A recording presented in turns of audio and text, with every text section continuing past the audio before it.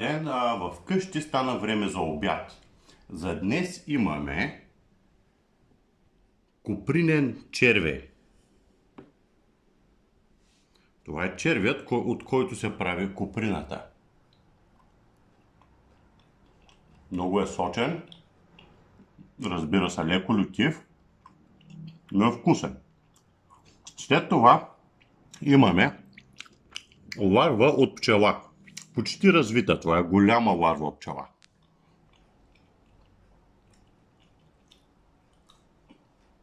Отново леко люта, но също много вкусна и леко хрупкава.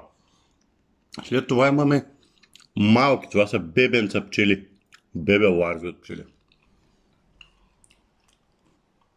Те са по-хрупкави, по-люти също така.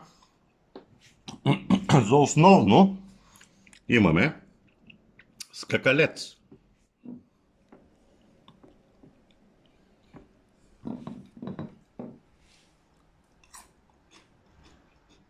Хрупкав, не толкова лют, много приятен на вкус. И за десерт имаме жаба, цяла жаба.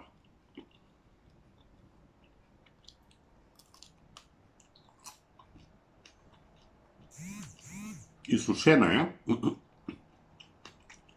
леко люта, но е доста вкусна.